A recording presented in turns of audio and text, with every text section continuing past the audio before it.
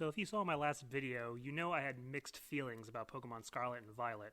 But I decided to play through it again after I was done with my first playthrough, and believe it or not, I had way more fun with it the second time than I did the first time. But why? I mean, it's not like the game got any better. In fact, I experienced more bugs and glitches, and the game even crashed on me for the first time in my second playthrough. So on a technical level, it was more annoying, but I still had way more fun. And here's why. I actually played it like a linear Pokemon game.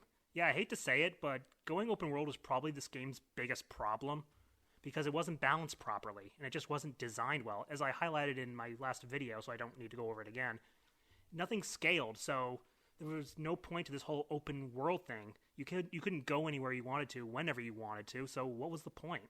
So, that being the case, I decided to just play it like it was a linear game. I did everything in order, or at least tried to, because sometimes it was hard to tell. The Titan Pokemon, like I said in the last video, have no levels, so those were still really easy, except for the final one. That one was actually challenging, but the other ones were still pretty easy, because I have no idea when I'm supposed to tackle them. But I did the gyms in order, and tried to do the Star Team members in order, and it was way more fun. It was actually very challenging. I wasn't just one-shotting everything. I actually got to see what the opponent's moves were, because they never got a chance to do a single attack in my first playthrough because I just one-shotted them. So, yeah, that's why it was way more fun. I mean, and here's the funny thing. I want to make a correction of my last video. I said that there's some progression blockers, like the town with the water gym leader is blocked off by Team Star, which is true. But you can just jump off the cliff to the left and go into the desert. Yeah, it's not a good idea because all the Pokemon are way too strong there, but you can still do it. I didn't even think about doing that. But again, the game still discourages you from doing that. So again, what's the point? And why is there progression blocker if you can just jump off the cliff to the left? I don't know. It's really stupid. This world design was not well thought out. There are a bunch of different ways they could have done this in order to make it, way more balanced. But they didn't because obviously they had no time. They didn't have time for anything, as we know. But yeah, going through this whole thing and doing the gym leaders in order as best I could follow. I actually did have to look up what the levels of the gym leaders were just to make sure I was going, because I couldn't remember from my first playthrough because I just plowed through them. So I had to look it up and be like, okay, so this one's next, blah, blah. And I didn't explore any of the world.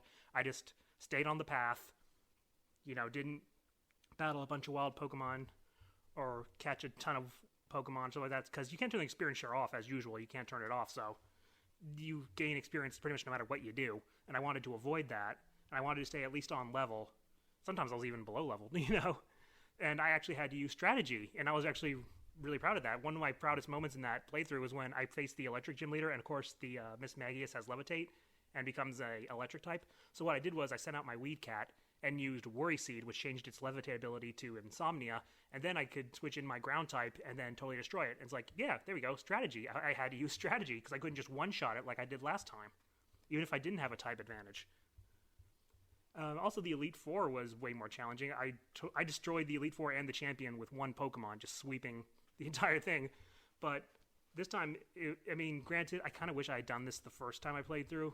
Maybe I should have known. I should have known that Game Freak would never be able to balance this properly, and I should have just done it linear, because since I knew everything already, what Pokemon they had and all that stuff, it was still not as challenging as it could have been, because I was able to prepare at least.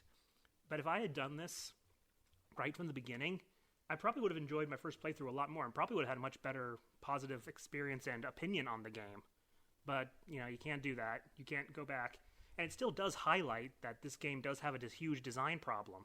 You can't just throw an open world out there and not balance it. Like, look at Breath of the Wild. That took a long time to make because they had to balance the open world, and they did. They did a much better job than Pokemon ever did. So I don't honestly think Pokemon should do open world anymore. They're clearly not good at it.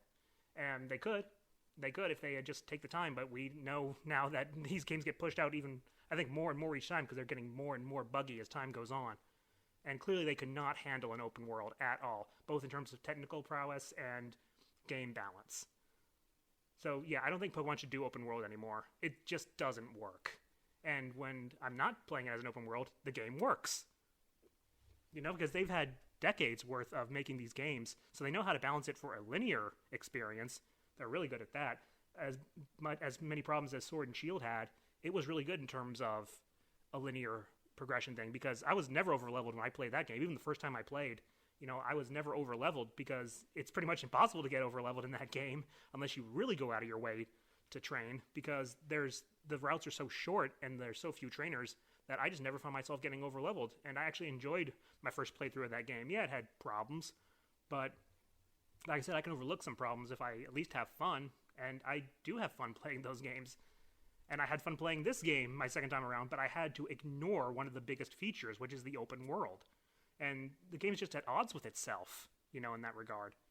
But anyway, I just thought I would throw that out there because I wanted to make a follow-up because I do enjoy this game now. I didn't want my one video out there to be the only thing I say about this game, because now my opinion is a little bit different. I do have a bit more appreciation for the game, and I do enjoy it a lot more, albeit at the expense of the open world aspect. It was probably a good thing that Legends Arceus was not open world. That was a good decision, Game Freak. Now, keep it this way. Don't make any more open world games unless you are willing to put the time and effort. Do you think they're going to do it anymore? This must have been a nightmare for them, considering that it was clearly not finished. It must have been really bad for the people working on it, and with such a tight deadline and stuff. I can only imagine. So, yeah, you know what? Game Freak, don't do that anymore. No more open world Pokemon unless you are really willing to put in the time and effort. But if, you're really good at doing linear things, so keep that up. Good job on that part. So let me know what you guys think, and I'll see you next time.